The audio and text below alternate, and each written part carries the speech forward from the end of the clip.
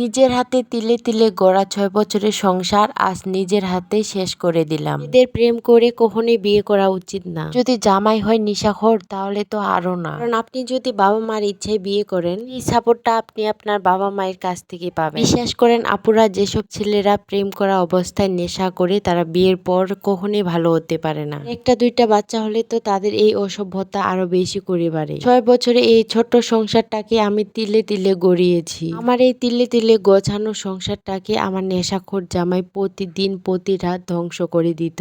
যতবার গোছাতাম ততবার সে আমাকে নিঃস্ব করে দিত। আমার একটা ছোট বিজনেস ছিল। আমি বুঝতে পেরেছিলাম আমার হাজবেন্ড যেহেতু নেশা করে, তাই সে কখনোই আমাদের সংসারের দায়িত্ব নিতে পারবে না। আমার এই ছোট বিজনেসটা থেকে যত টাকা আসতো আমি বাচ্চাদের সব ইচ্ছা পূরণ করতাম। শেষ পর্যন্ত সে আমার এই শখের বিজনেসটাকেও শেষ করে দিয়েছে। আমাদের সমাজে সে নারীগুলোই হেরে যায়। হাজারো অত্যাচারের পরও নিজের সংসারটাকে গুছিয়ে রাখতে চায়, সংসার করতে চায়, সংসার করে খেতে চায়। মেয়েরাই জিতে যায় যারা থার্ড পার্সন হয়ে স্বামী স্ত্রীর মাঝখানে আসে। কথাটা তিতা লাগলেও এই কথাটাই সত্যি। যখন গোছানো একটা মেয়েকে ডিভোর্স দিয়ে দেয়, তারপর তার লাইফে যাই আসুক না কেন, সে যতটাই অগোছালো হোক না কেন, তার সাথে ঠিকই মানিয়ে সংসার করতে চায়। আর আমাদের বিয়েটা হয়েছিল পরিবারের অমতে। আমার বাবা মা যেমন রাজি ছিল না, আমার হাজবেন্ডেরও বাবা মা তেমন রাজি ছিল না।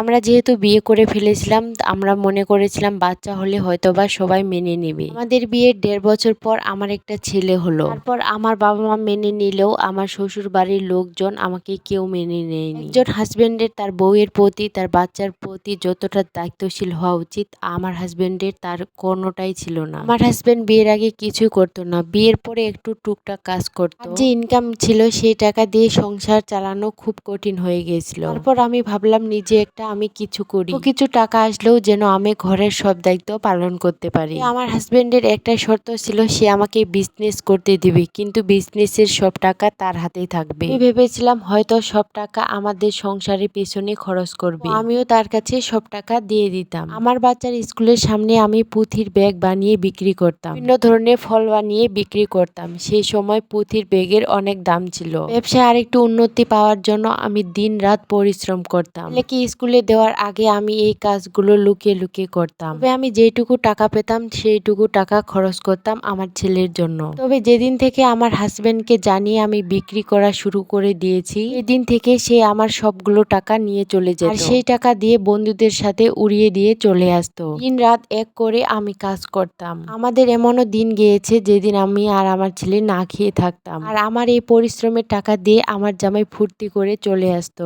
আমার সবচেয়ে বড় ভুল হয়েছে, এই ৬টা বছর আমার সংসারের পেছনে ব্যয় করেছি। আমি যদি আরো আগে নিজেকে গুছিয়ে নিতাম তাহলে এই দিনটা আজ আমার দেখতে হতো না। আমি ততক্ষণ পর্যন্ত আমার এই সংসারে ব্যয় করেছি, তখন পর্যন্ত ভাবতাম আমার হাজবেন্ড একদিন ঠিক হয়ে যাবে। তবে যখন আমি শুনেছি আমার হাজবেন্ড দ্বিতীয় বিয়ে করেছে, দিন থেকে আমার এই সংসারে আর কোনো মায়া নেই। ২০২৫ সালে মার্চ মাসে আমি আমার হাজবেন্ডকে ডিভোর্স দিয়েছি। উপরওয়ালার দয়ায় আমি আমার বিজনেসটাকে কন্টিনিউ করে যাচ্ছি, আর আমার ছেলে মেয়েকে নিয়ে আমি এখন বেশ ভালোই আছি। এই জীবনের কষ্টের কথাগুলো হয়তোবা আপনাদেরকে বলে আমি কখনোই শেষ করতে পারবো না। এদের রুচি, তাদের জীবনে যদি একটা ভুল মানুষ আসে তাহলে তাকে দ্রুত তার জীবন থেকে বের করে দেওয়া, নিজের পায়ে দাঁড়ানো। আর আজকের এই লাইভ স্টোরিটা শেরপুর জেলার এক আপুর জীবনের সাথে ঘটে যাওয়া। এই স্টোরিটা শুনে আপনাদেরকে কেমন লাগলো অবশ্যই আমাকে জানাবেন। আর আমার এই ভিডিওটা আজকে এ পর্যন্তই শেষ করতেছি। দেখা হচ্ছে নতুন কোনো ভিডিওতে। ততক্ষণ পর্যন্ত